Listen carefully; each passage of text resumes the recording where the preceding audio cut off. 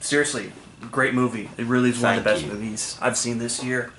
And it kind of reminded me of the movie Life is Beautiful with Roberto Benigni. Yes, yeah. In the sense that both have protagonists who try to protect their child's innocence in the only ways they know can, and against the atmosphere of something terrible. Yeah, absolutely. Yeah, and it was just interesting to see that here. I mean, because when the movie starts, we don't know exactly what's going on right away, and it's sort of like as it goes on, we sort of piece together what's happening. That's right. That experience for an audience is quite strong because they know that they're in. They know, especially if they don't know the book, they know that they're somewhere unusual, but reaching for the real story it takes a little bit of a while, and I think it has a pretty strong impact when you realize where these people are. But by the time you do figure that out, you've already kind of understood that this is a place that works for this kid. It's not for the kid bleak at all. It's a place where he's managing to have a pretty full childhood, and so I think by the time you recognize where they really are, you already know that this is not a film about that. It's a film about something else. Absolutely, yeah. I mean, like they talked about downstairs, it's also about the universal issue of growing up and the pains that come with it, and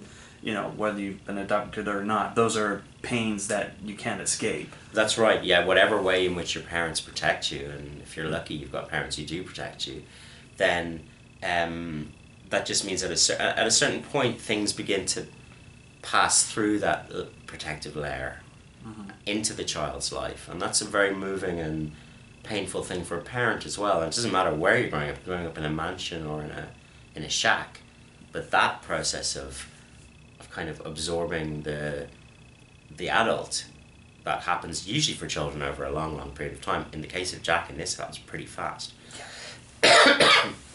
But yeah, that's a good point. And one of the things I wanted to add, I actually didn't see the trailer for this movie beforehand, which I think helped this experience a lot, because I hadn't seen the trailer, I haven't read the book. But in terms of filming in that room, what were the challenges of filming in such a tiny space? I mean, the practical challenges there were a lot of, right? Yeah. So you've got to get, we were filming with real cameras, no baby cameras, they were all pretty substantial. Sometimes 2 cameras with the attendant crew. It was, so there were a lot of people in there, and it's a small space, and yet you don't want to, especially with a child actor, you don't want to kind of overwhelm him with lots of big burly grips and, electricians and stuff. Right. So we tried as best as we could, and we wired the place so that we could put a lot of people outside the room and they could still do their jobs as much as possible. It would be camera operators, myself, maybe sound in there, and everybody else would be outside, just the actors. We also constructed the room in such a way that we could remove small parts of the walls, because we didn't want to remove whole walls, otherwise you've got a kid looking out into the blackness of a big studio. Right. And that kind of wrecks it. But we needed to have access, so Ethan Tobin, the designer, did an amazing job in creating this modular set, which could be quickly broken up in parts and then put back together really quickly, because you also don't want to waste time. You're working with a small child. But the challenge is, I suppose, the deeper challenge is the aesthetic one. How do you, on the one hand, capture the experience of this boy, for whom this is a world that he affirms and believes in and loves, and at the same time capture the same place for the mother, which is a place of, okay, it's not without love, because she has her boy, and it's, as Brie said before, the fantasy is also for her, so that she doesn't have to think so hard about what she's missing. But nevertheless, room is a very different place for the mother and the son, and it was about finding ways of shooting which could drift in and out of the points of view of both those characters without the audience going, hey, now I'm in Mom's world, now I'm in Jack's world. No, it's got to be subtle. But that they were those aesthetic filmmaking challenges. How do you shoot that? How do you do that in a subtle but very powerful way? Yeah, that's a great point. And I mean, the design of the room is great too. And I was just curious, how much input did you have into that, and also how much input did the actors have in that? Well, I mean, I would, that's a major discussion, a major decision about what the room is like on the inside. And some of it's specified in the novel, and some of that we kept, some of that we changed. Mm-hmm. And then, of course, there's all the stuff that's not mentioned in the novel, but in a film, you got to do it. You can't just you know, this is not an imaginary place. We had to build it for real. Every inch of it had to be talked about and decided upon. I had months of conversations with the designer and the director of photography to come up with both a shootable and a satisfying space. Every single detail is thought about. You know, what the cloths that she uses to clean the floor are made out of old baby clothes that Jack would have worn. What are those baby clothes? Where would the guy go shopping? What sort of stuff would he buy?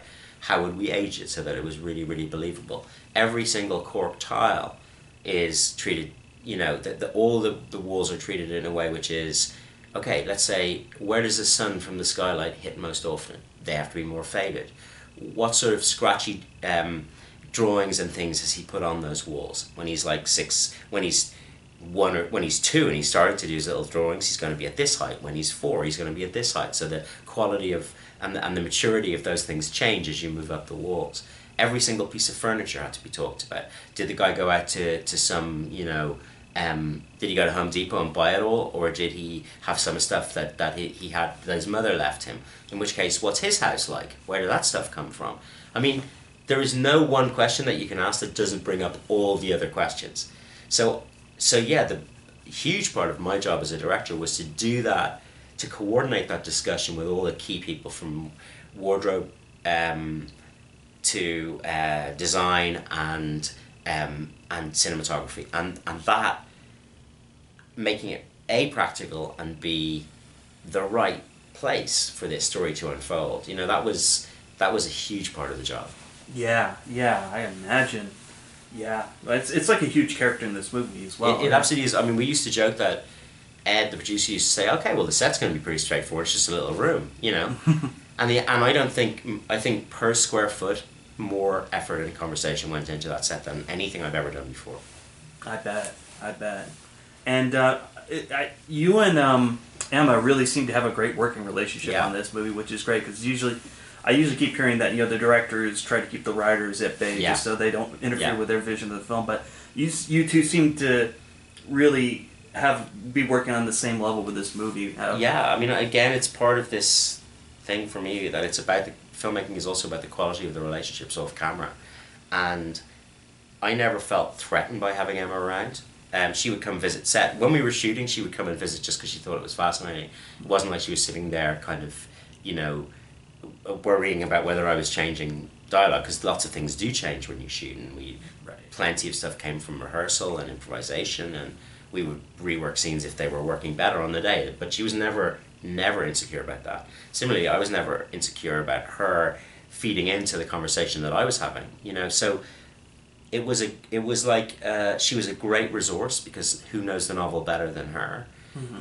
In the screenwriting process, she was so open to my suggestions as I was to hers, and that's just great. And I hope it's at least one case where you can disprove this idea that writers and directors always have to be at odds with each other. You're just trying to make a great film.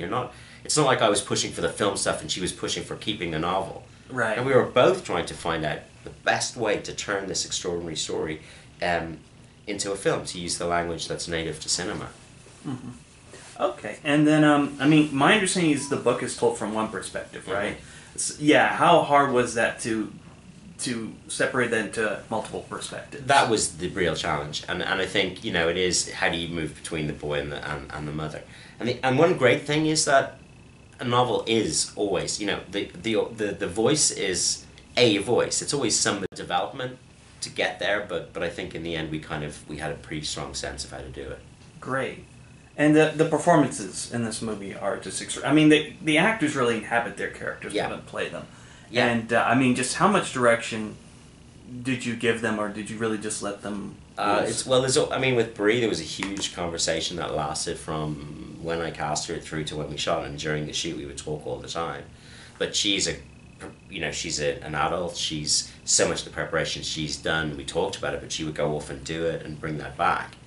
But with Jake, a huge amount of direction, of course, because he's not completely aware of what's happening all the time. Some of it's going to go over his head. He's a distractible, when we started shooting, 7-year-old boy, and that's, you know, so if you were watching the dailies, you'd hear me talking all the time. Right. But that's okay. That doesn't mean that he's not acting. In fact, if he didn't have that incredible skill. Wouldn't matter what I said, nothing's gonna feel believable. But it's about helping him to find that and helping him through those complicated scenes so that what you see in the end feels like one seamless thing. Yeah, and that's definitely what it felt like. Right. It really was just... This is one of those movies you experience more than watch. Thank you so much. It's a You're welcome. really lovely thing to hear. Yeah, well, thank you for your time, man. No, it's all a pleasure. Pleasure, yes. Take care.